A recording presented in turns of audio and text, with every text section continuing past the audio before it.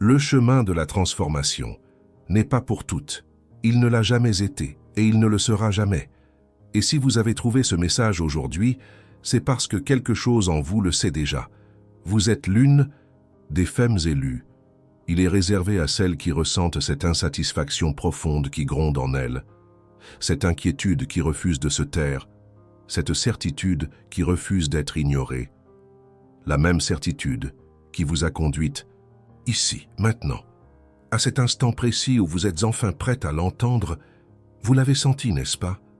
Ce murmure intérieur qui grandit de jour en jour, ce sentiment de décalage avec la vie que vous menez, cette intuition que vous étiez destinée à quelque chose de plus, de grande, quelque chose qui transcende l'existence ordinaire, qui semble satisfaire celle qui vous entoure. La fin de ce message, vous comprendrez les 3 signes cachés qui confirment que vous êtes l'une des rares femmes choisies pour cet éveil. Des signes qui expliquent tout, de vos relations difficiles aux opportunités qui ont mystérieusement surgi tout au long de votre vie. Ce n'est pas une coïncidence, ce n'est pas de l'imagination. C'est la reconnaissance de son propre potentiel par votre âme. C'est votre moi supérieur qui vous appelle à la maison, à celle que vous êtes vraiment. Et ce que je vais partager avec vous au cours des prochaines minutes expliquera enfin pourquoi vous vous êtes toujours sentie si différente et révélera le pouvoir caché qui sommeillait en vous jusqu'à maintenant. La femme élue le sait, même lorsqu'elle essaie d'oublier, même lorsqu'elle tente de s'engourdir à l'appel, même lorsqu'elle s'épuise, à essayer de s'intégrer dans des espaces trop petits pour sa conscience en expansion. Elle le sait. Restez avec moi, car à la marque des 5 minutes, je révélerai la vérité choquante sur la raison pour laquelle la société a délibérément essayé de garder cette connaissance cachée aux femmes éveillées, comme vous. Elle sait qu'elle n'est pas née pour rétrécir. Elle sait qu'elle n'est pas venue ici pour simplement survivre. Elle sait qu'il y a un pouvoir en elle qui, une fois déchaîné, transformera non seulement son existence, mais aussi le tissu même de la réalité qui l'entoure. Cette connaissance est à la fois son fardeau et son don. Elle la sépare des masses qui somnambulent à travers la vie, satisfaites de l'illusion de la sécurité, satisfaites des miettes d'existence alors qu'un festin de possibilités les attend. L'appel ressemble d'abord à de la solitude. On se sent incomprise. On se sent comme debout au bord d'un vaste inconnu, tandis que tous les autres restent en sécurité dans le familier. Mais ce que les autres appellent de folie, l'univers le reconnaît comme un éveil. Ce qui apparaît comme du chaos dans votre vie est en réalité votre cerveau qui se reconnecte, créant de nouvelles voies neuronales qui s'alignent sur votre plus haut état d'être. Ce que la société qualifie de rébellion, votre âme le comprend comme une récupération. C'est votre lobe frontal qui se libère du conditionnement émotionnel de votre passé, refaçonnant littéralement la chimie de votre cerveau. Ce que le monde perçoit comme de l'isolement, le chant quantique le célèbre comme une initiation, votre énergie se déconnectant de schémas dépassés pour se connecter à des possibilités infinies. La femme élue se tient maintenant à ce seuil. Vous vous tenez à ce seuil maintenant. Ceci est votre invitation à transcender.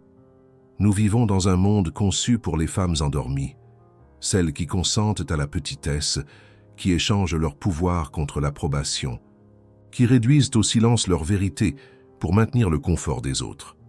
Voici ce qu'elles ne veulent pas que vous réalisiez, et j'expliquerai exactement pourquoi à la marque des 6 minutes. Un monde qui récompense le conformisme et punit l'expansion a été délibérément construit pour empêcher les femmes éveillées d'accéder à leur pouvoir. Un système qui célèbre l'intégration et condamne le fait de se démarquer a été conçu pour neutraliser vos dons spécifiques. Une réalité qui vénère le connu et craint le mystère du devenir existe parce que votre transformation menace les fondements même des structures de contrôle qui dépendent de votre soumission. Mais la femme élue n'est pas là pour soutenir ce monde. Elle n'est pas là pour perpétuer ces systèmes. Elle n'est pas là pour maintenir ses limitations. Elle n'est pas là pour suivre. Elle est là pour diriger. Elle n'est pas là pour plaire. Elle est là pour transformer. Elle n'est pas là pour s'intégrer. Elle est là pour briser les moules qui ont gardé l'humanité. Piégée dans des cycles de vie inconsciente, la tension entre le conditionnement social et le but individuel n'est pas seulement inconfortable, elle est nécessaire. C'est la friction qui allume la flamme de la transformation. C'est la résistance qui construit la force nécessaire à la transcendance. La société lui a appris à demander la permission, à demander poliment, à attendre son tour, à réduire sa voix, à contenir son pouvoir, à atténuer sa lumière afin que les autres ne se sentent pas inadéquats en sa présence. Mais l'univers murmure une vérité différente. Votre pouvoir ne menace que l'illusion. Votre lumière ne diminue que les ténèbres. Votre voix ne perturbe que la stagnation. La femme élue reconnaît qu'elle ne peut pas servir son but tout en restant liée aux attentes d'un monde conçu pour les endormis. Elle comprend que sa transformation exige qu'elle abandonne le besoin d'approbation de ceux qui craignent leur propre potentiel. La femme éveillée se tient entre deux mondes, le confort familier de celle qu'elle a été entraînée à être et la possibilité exaltante de celle qu'elle est en train de devenir. Cet espace liminal est sacré, ce seuil est saint, cette transition est divine. En commençant à s'aligner sur sa vérité, elle remarque l'inconfort de ceux qui l'entourent. Leur malaise n'est pas sa responsabilité, leur résistance n'est pas son fardeau, leur peur n'est pas sa limitation. Elle n'est pas venue ici pour mettre les autres à l'aise avec leurs chaînes.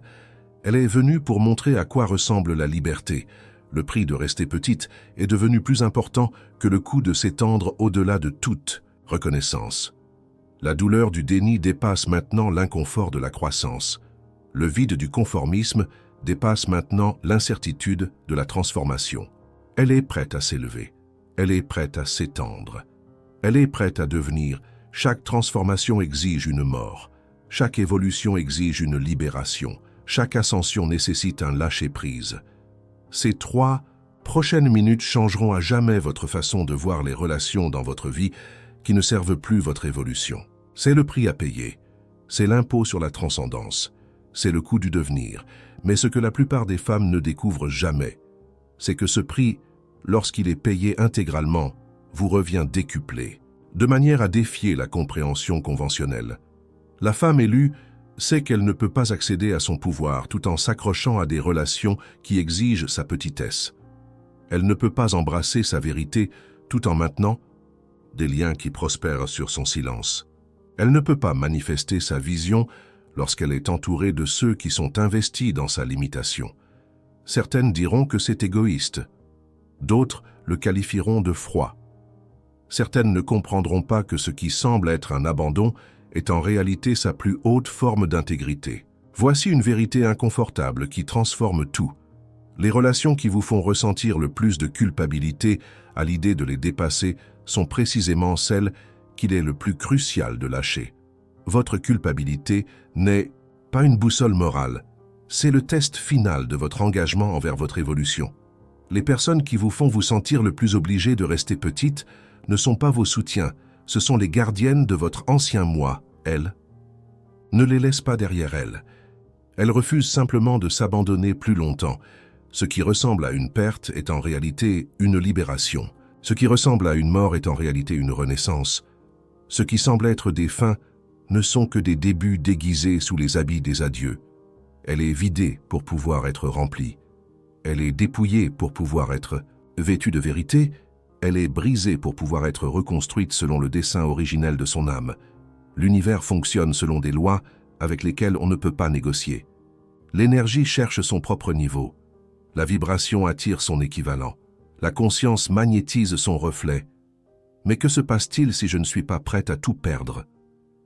C'est la question qui maintient tant de femmes en éveil prisonnières du premier stade. Si vous vous posez cette question en ce moment, je veux que vous m'entendiez clairement. L'univers ne vous demande jamais de lâcher quoi que ce soit avant d'avoir déjà préparé son remplacement. Le vide que vous craignez est en réalité une plénitude que vous n'avez jamais connue.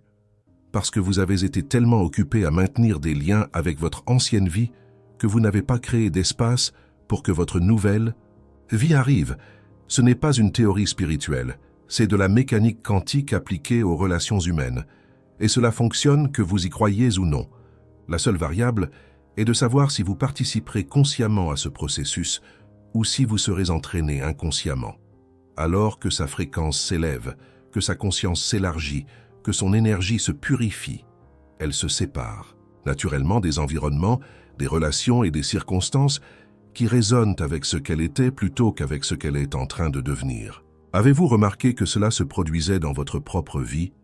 Peut-être a-t-il commencé par des changements subtils, certaines conversations vous paraissant soudainement épuisantes, des espaces qui vous dynamisaient autrefois vous, semblant maintenant étouffants, des relations qui vous semblaient autrefois soutenantes, vous semblant maintenant restrictives.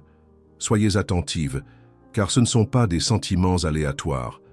Ce sont des mécanismes de rétroaction énergétique précis qui vous guident vers votre chemin le plus aligné. Cela nous amène au deuxième stade que j'ai promis de révéler. Alors que le premier stade implique une séparation de ce qui ne vous sert plus, le deuxième stade, que moins de femmes atteignent, implique une attraction magnétique de vos correspondances énergétiques. Mais avant d'expliquer comment accélérer cette attraction magnétique, je dois aborder l'objection la plus courante que j'entends. Cette séparation n'est pas personnelle, elle est vibratoire. Ce n'est pas un rejet, c'est un réalignement. Elle pleure ce qui doit être lâché, honore ce qui a rempli son rôle, bénit ce qui ne peut plus l'accompagner dans ce voyage, et puis elle lâche tout, non pas avec amertume, mais avec gratitude, non pas avec regret, mais avec révérence, non pas avec lourdeur, mais avec la légèreté qui vient de l'honneur de sa propre évolution. La chenille ne s'accroche pas à son existence passée lorsqu'elle se transforme dans la chrysalide. La graine ne pleure pas la coquille, qu'elle doit briser pour tendre vers le soleil. Le serpent ne porte pas sa peau lorsqu'il émerge renouvelé. La femme élue ne s'accroche pas non plus au reste d'une vie qui ne correspond plus à la réalité élargie qu'elle est en train de créer. Ce n'est pas une perte, c'est une émergence. Marcher seul n'est pas une punition. C'est un privilège accordé à celles qui sont prêtes à entendre clairement leur propre voix, non diluée par le bruit de la peur collective, non contaminée par les limites de la pensée conventionnelle. Et maintenant, je dois partager quelque chose que la plupart des enseignants spirituels ne vous diront pas sur ce chemin solitaire, une vérité sur vos relations qui pourrait vous choquer au premier abord, mais qui vous libérera finalement de manière que vous recherchez depuis des années. La femme élue comprend que ce que les autres perçoivent comme de l'isolement est en réalité une communion sacrée avec son moi supérieur. Ce qui apparaît comme de la solitude est en réalité l'espace nécessaire à l'expansion. Ce qui ressemble à une séparation est en réalité son alignement sur une fréquence d'existence plus raffinée. Elle n'est pas seule, elle est en avance, elle n'est pas abandonnée, elle est ascendante, elle n'est pas isolée. Elle est élevée à un point de vue que peu de gens ont le courage d'occuper. De cette hauteur, elle voit ce que les autres ne peuvent pas encore percevoir. De cette perspective, elle reconnaît des schémas qui restent invisibles, à ceux qui sont encore immergés dans ces schémas. De cette conscience, elle accède à des solutions inaccessibles aux esprits qui fonctionnent encore au sein du problème. Le chemin de l'élu n'est pas encombré. Il n'était jamais censé l'être. Le voyage de l'éveil n'est pas un bus touristique, mais un pèlerinage solitaire vers le temple de la vérité qui existe à l'intérieur. En parcourant ce chemin, elle découvre un paradoxe. Plus elle s'éloigne de ce qu'elle considérait autrefois comme une connexion, plus profondément, elle vit une véritable communion, non seulement avec les autres qui vibrent à sa fréquence, mais avec toute la vie, avec l'univers lui-même, avec l'intelligence divine qui orchestre la danse cosmique. Elle apprend que la connexion significative ne concerne pas la proximité mais la résonance, pas la quantité mais la qualité, pas l'histoire mais l'alignement, un seul moment de reconnaissance authentique d'une autre âme éveillée, fournit plus de nourriture que des années de relations superficielles, maintenues par le compromis et l'abandon de soi. En embrassant son voyage, elle devient un phare, non pas en poursuivant les navires jusqu'au rivage, mais en restant dans son rayonnement, guidant ceux qui sont prêts à naviguer à sa lumière. Elle ne cherche plus la validation de ceux qui sont incapables de reconnaître sa valeur. Elle ne poursuit plus l'approbation de ceux qui ne veulent pas être témoins de sa vérité. Elle ne diminue plus sa lumière pour accommoder ceux qui sont à l'aise dans les ténèbres. Souvenez-vous toujours de ceci. Une femme qui s'est éveillée à sa vraie nature n'est pas difficile. Elle est décisive. Elle n'est pas trop sensible. Elle est finement calibrée à la vérité. Elle n'est pas intimidante. Elle incarne un pouvoir que les personnes incertaines ont appris à craindre. Les qualités mêmes que la société vous a apprises à excuser sont vos plus grandes forces. Les caractéristiques que les autres trouvent excessives sont exactement ce dont ce monde en évolution a désespérément besoin. Elle est pleinement dans son pouvoir, non pas par la force mais par l'alignement, non pas par la demande mais par l'incarnation, non pas par la validation externe, mais par l'intégration interne. C'est l'alchimie de la femme élue, transformer l'isolement perçu en présence souveraine, convertir la solitude apparente en authenticité libérée, transmuter l'abandon apparent en indépendance sacrée. Elle marche seule pour pouvoir se trouver. Elle se sépare pour pouvoir se souvenir de son intégralité. Elle quitte la foule pour pouvoir éventuellement la guider, non pas d'un lieu d'ego, mais d'un espace de sagesse incarnée. Si vous êtes arrivé jusqu'ici, c'est que vous êtes vraiment prête pour ce qui vous attend. Car dans les 7 prochains jours, oui, une seule semaine, vous pouvez transformer complètement votre expérience de la validation et de l'estime de soi. La libération de la femme élue commence par une récupération radicale. Reprendre son pouvoir des sources externes de validation et le ramener à sa juste place, au sein de son propre centre souverain. C'est le processus exact que je vais vous montrer étape par étape. Elle ne demande plus la permission d'occuper l'espace. Elle ne sollicite plus l'approbation pour dire sa vérité. Elle n'attend plus la reconnaissance pour revendiquer sa valeur. Elle n'a plus besoin d'un consensus pour faire confiance à son intuition. Elle comprend qu'attendre que le monde confirme sa valeur, c'est céder son pouvoir à des forces qui profitent de son déclassement. Elle reconnaît que rechercher une validation externe, c'est sous-traiter son autorité à ceux qui n'ont pas mérité le droit de la lui accorder. C'est sa déclaration d'indépendance face à la tyrannie des opinions d'autrui. C'est son émancipation de la prison de l'approbation externe. C'est sa libération des liens de l'acceptation conditionnelle. La femme qu'elle était autrefois vivait dans une anxiété constante quant à la façon dont elle était perçue. Elle se déformait pour adopter des formes acceptables, mais contre nature. Elle filtrait sa vérité à travers le prisme de l'acceptabilité.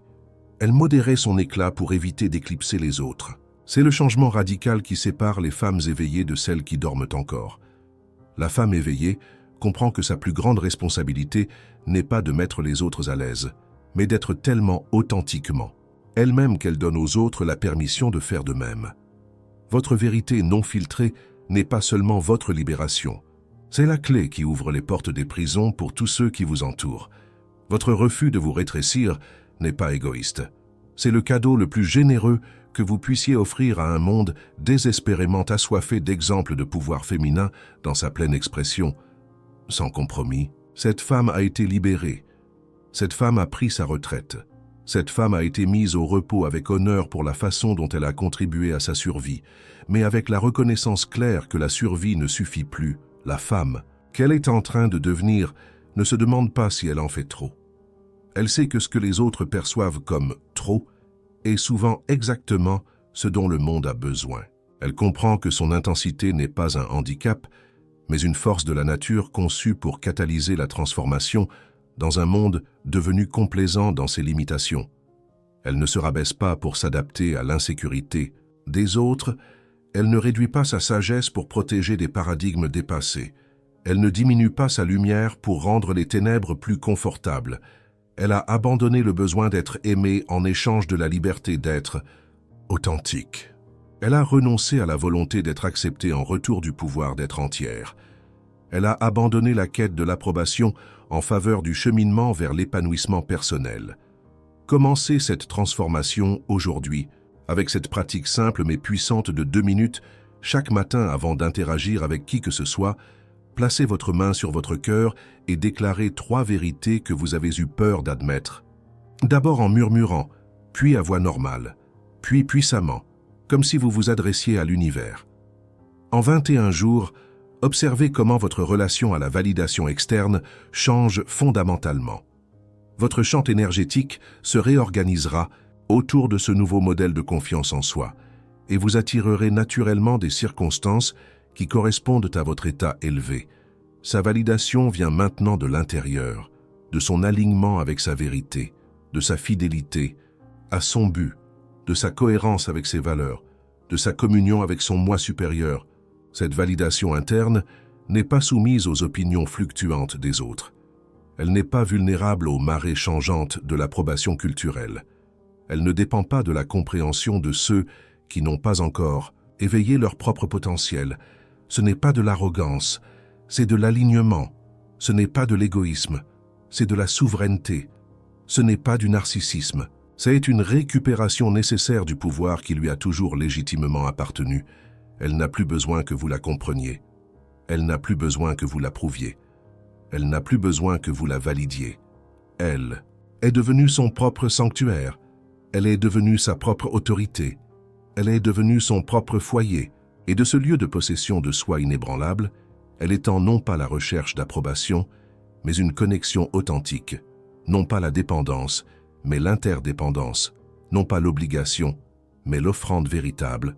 Voici une vérité choquante sur l'éveil que la plupart des enseignants spirituels ne vous diront pas. Alors que de plus en plus de femmes accèdent à ce pouvoir souverain, nous assistons à un changement sans précédent dans la dynamique des relations à l'échelle mondiale. Les données montrent que les femmes qui incarnent pleinement leur état éveillé ne finissent pas seules, comme le prédirait la sagesse conventionnelle. Elles forment en réalité les partenariats les plus stables et les plus épanouissants de l'histoire. Mais ces relations ne ressemblent en rien au modèle traditionnel que l'on nous a appris à poursuivre. Si vous vous êtes inquiété que votre éveil signifie sacrifier l'amour ou la connexion, j'ai besoin que vous restiez avec moi pour ce que je vais partager ensuite. Car la troisième et dernière étape de l'éveil féminin, que je vais révéler dans un instant, détient la clé pour attirer des relations qui amplifient plutôt que de diminuer votre conscience élargie. Le processus de lâcher prise est peut-être l'aspect le plus mal compris de la transformation. Ce n'est pas un abandon, mais une progression. Ce n'est pas un rejet, mais un raffinement. Ce n'est pas une perte, mais un levier pour une plus grande expansion. La femme élue comprend que ses mains doivent être vides avant de pouvoir recevoir ce qui lui est destiné maintenant. Sa vie doit avoir de l'espace avant de pouvoir être remplie de plus grandes possibilités. Son cœur doit être purifié avant de pouvoir s'épanouir pleinement. L'inconfort qu'elle ressent en lâchant prise sur ce qui est familier n'est pas une indication qu'elle fait une erreur. C'est la preuve qu'elle évolue au-delà des limites de ce qui a été connu. C'est la confirmation qu'elle s'étend vers de nouvelles dimensions de son potentiel.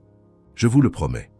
Si vous restez avec moi pendant seulement 3 minutes de plus, je vous révélerai le lien surprenant entre cet inconfort et la vitalité juvénile que les femmes spirituellement éveillées développent mystérieusement. Quelque chose que la science moderne commence seulement à comprendre. Lâcher prise ne consiste pas seulement à libérer ce qui est manifestement nocif ou explicitement limitant. Souvent, cela exige de renoncer à ce qui semble bon pour ce qui est aligné avec son évolution la plus élevée. Libérer non seulement ce qui fait mal, mais ce qui apaise simplement. Non seulement ce qui obstrue, mais ce qui occupe simplement un espace destiné à quelque chose de plus grand. Ce processus exige un courage que peu comprendront et encore moins valideront. Elle lâche prise sur les relations où l'amour est conditionnel à ce qu'elle reste petite. Elle abandonne les opportunités qui feraient progresser sa carrière, mais compromettraient son intégrité. Elle abandonne les conforts qui faciliteraient son chemin, mais retarderaient son éveil.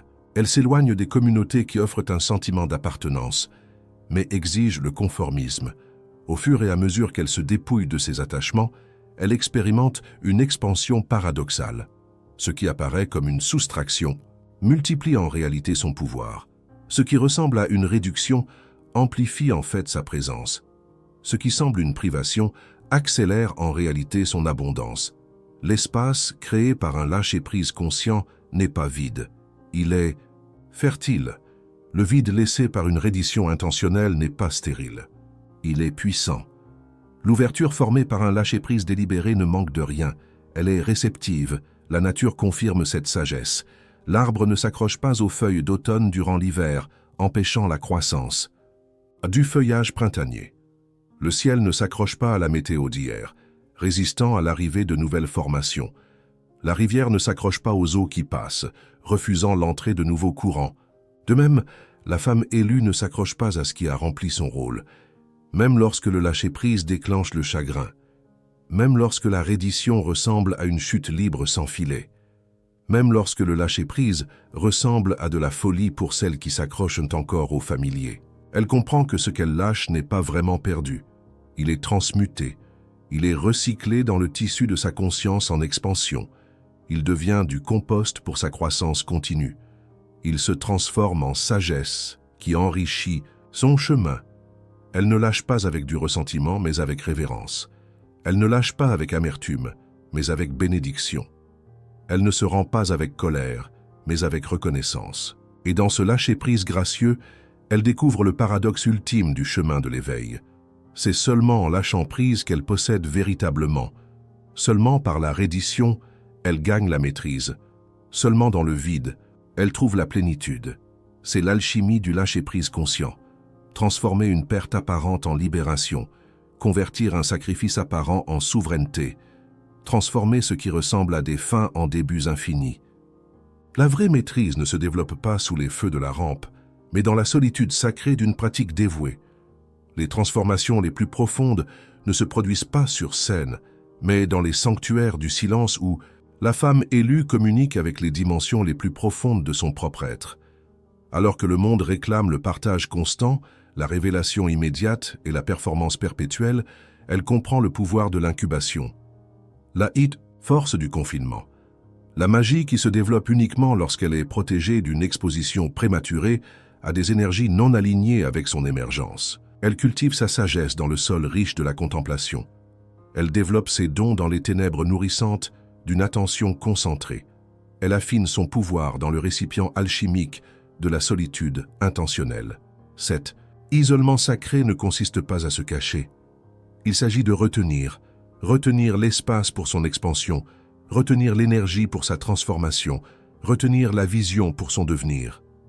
Le bruit du monde, ses opinions, ses projections, ses demandes et ses distractions, crée des interférences dans la fréquence délicate de sa vérité émergente. La science confirme ce que les femmes éveillées ont toujours su.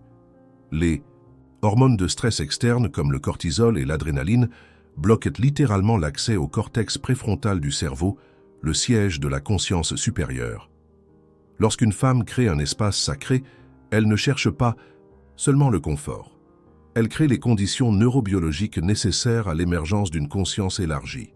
Elle crée donc des limites, non par peur mais par sagesse, non par séparation mais par discernement, non par évitement, mais par révérence pour le processus qui se déroule en elle.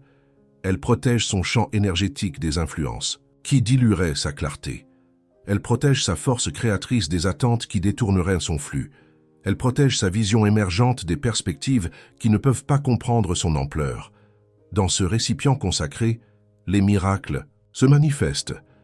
Dans cet espace protégé, le potentiel se réalise. Dans cette solitude sainte, l'ordinaire se transforme en extraordinaire. La chenille ne se transforme pas en papillon en plein air, vulnérable aux éléments et exposée aux prédateurs. Elle crée un cocon, un espace sacré où une profonde réorganisation peut se produire en toute sécurité, où la dissolution et la reconstruction peuvent se dérouler au moment opportun. Créez votre propre cocon avec ce protocole transformateur de 7 jours. Consacrez 20 minutes par jour à une déconnexion complète des médias. Pas de téléphone, pas d'internet, pas de divertissement. Asseyez-vous dans un silence contemplatif, en vous concentrant uniquement sur votre respiration et les sensations dans votre corps. Ce n'est pas de la méditation telle que vous la connaissez. C'est la création des conditions neurochimiques nécessaires à la métamorphose. La recherche est claire. Après seulement 7 jours de cette pratique, votre cerveau commence à produire des niveaux significativement plus élevés de DHEA, l'hormone de la vitalité, tout en réduisant le cortisol, l'hormone du stress, jusqu'à 38%. De même, la femme élue crée son cocon de solitude consciente, non pas pour cacher sa lumière, mais pour l'intensifier. Non pas pour diminuer sa présence, mais pour l'amplifier. Non pas pour se déconnecter du monde, mais pour se connecter plus profondément à la vérité qui, en fin de compte, le servira. Les mystiques de toutes les traditions ont compris cette nécessité. Les pères et mères du désert, les yogis vivant dans des grottes, les contemplatifs monastiques, tous ont reconnu que certaines dimensions de la sagesse et du pouvoir ne sont accessibles que dans le silence, au-delà du commentaire constant du monde. La femme élue marche dans cette lignée. Elle honore cette sagesse. Elle incarne cette compréhension. Elle sait quand se retirer et quand revenir. quand se cacher et quand révéler, quand retenir et quand offrir. Ce discernement n'est pas enseigné sur le marché principal du contournement spirituel et du développement personnel. Il provient de sa connexion approfondie à sa propre guidance intérieure, une connexion forgée dans la solitude même qu'elle apprécie, maintenant comme son enseignant le plus puissant. La femme élue vit selon un paradigme différent, un paradigme qui inverse la compréhension conventionnelle de la manifestation, de la réussite et de l'accomplissement. Elle ne court pas après. Elle attire, comprenant que son état émotionnel crée un champ électromagnétique mesurable qui s'étend au-delà de son corps physique. Elle ne poursuit pas. Elle devient, incarnant l'état neurologique de son futur désiré, jusqu'à ce que son cerveau ne puisse plus faire la distinction entre ce qui se passe et ce qui s'est passé. Elle ne saisit pas. Elle incarne, sachant que l'intrication quantique garantit que ce avec quoi elle résonne doit, par la loi universelle, trouver son chemin dans sa réalité physique. L'ancien paradigme lui a appris à identifier ce qu'elle voulait, puis à s'épuiser dans sa poursuite. Le nouveau paradigme lui apprend à identifier qui elle doit devenir et à permettre à tout ce qui est aligné avec cette fréquence d'être magnétiquement attiré vers elle. Elle ne se bat plus pour sa valeur. Elle s'y tient et permet à l'univers de répondre en conséquence. Elle ne se bat plus pour la reconnaissance. Elle incarne sa vérité et permet qu'elle soit reconnue par ceux qui ont des yeux. Pour voir, elle ne lutte plus contre la résistance. Elle crée en alignement avec sa vision et laisse la résistance se dissoudre face à sa clarté inébranlable. Ce n'est pas une attente passive, c'est un devenir actif.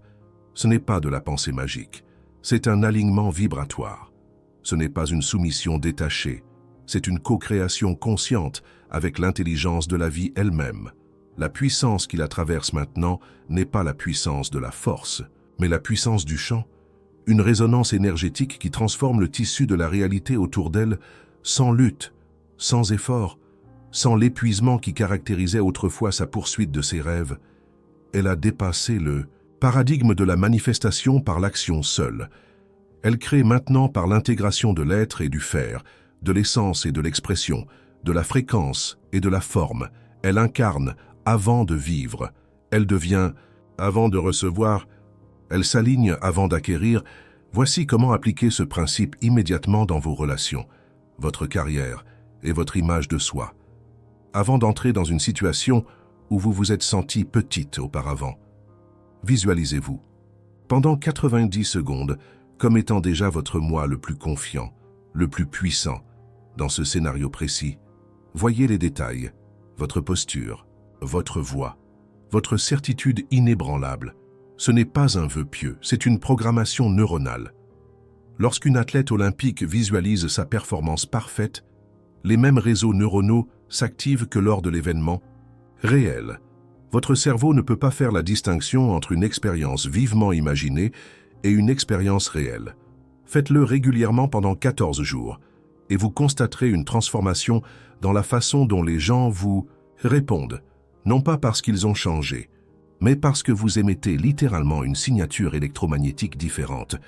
Sa seule présence est transformatrice, non pas parce qu'elle essaie de changer qui que ce soit, mais parce que sa vérité incarnée perturbe les anciens schémas, catalyse le potentiel dormant et invite des possibilités élevées simplement en étant intègre avec qui elle est vraiment. Elle est devenue la démonstration vivante de ce qu'elle cherchait désespérément en dehors d'elle-même. Elle est devenue l'incarnation vivante de la liberté qu'elle pensait autrefois que les autres pouvaient lui accorder. Elle est devenue l'expression rayonnante de l'amour qu'elle croyait autrefois que les autres devaient lui apporter, debout dans cette puissance. Elle n'a plus besoin que le monde change pour qu'elle soit en paix. Elle n'a plus besoin de circonstances spécifiques pour connaître sa valeur. Elle ne dépend plus de résultats particuliers pour faire confiance au déroulement de son chemin. Commentez ci-dessous avec « Je suis élu » si vous êtes prête à entrer dans cette nouvelle réalité.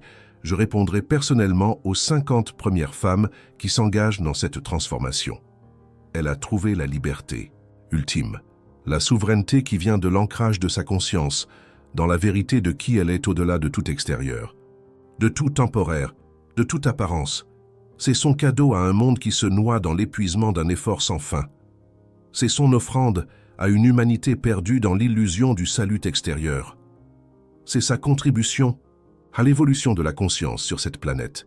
Elle ne prêche pas ce paradigme, elle le vit, elle ne promeut pas ce pouvoir, elle l'incarne, elle ne fait pas la publicité de cet alignement, elle le démontre.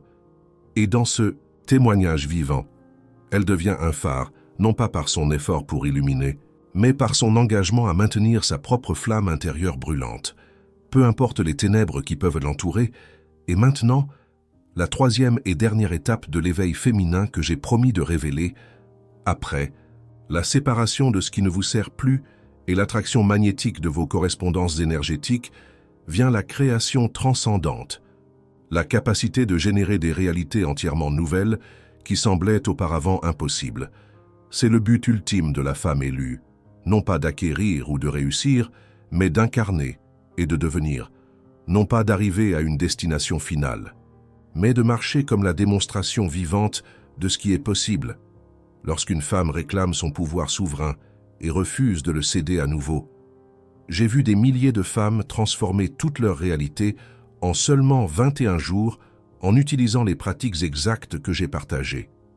Des femmes prises au piège de relations toxiques, trouvant soudainement la force de s'éloigner et, en quelques semaines, rencontrant des partenariats alignés sur l'âme. Des femmes coincées dans des carrières écrasantes, recevant soudainement des opportunités inattendues, qui correspondent parfaitement à leur passion. Des femmes luttant contre des problèmes de santé chroniques, connaissant soudainement des améliorations spectaculaires lorsque leur corps répond à leurs états émotionnels élevés. Avant de vous laisser aujourd'hui, je veux que vous posiez la question. Que changerait dans votre vie au cours des 21 prochains jours si vous incarniez pleinement cette vérité? Quelle relation se transformerait? Quelle opportunité se manifesterait? Quelle limitation se dissoudrait? Partagez votre réponse dans les commentaires ci-dessous. Et rejoignez notre sororité de femmes élues qui assistent déjà à des changements miraculeux dans leur réalité. Je répondrai personnellement aux commentaires pendant les prochaines 24 heures pour vous aider à clarifier votre chemin.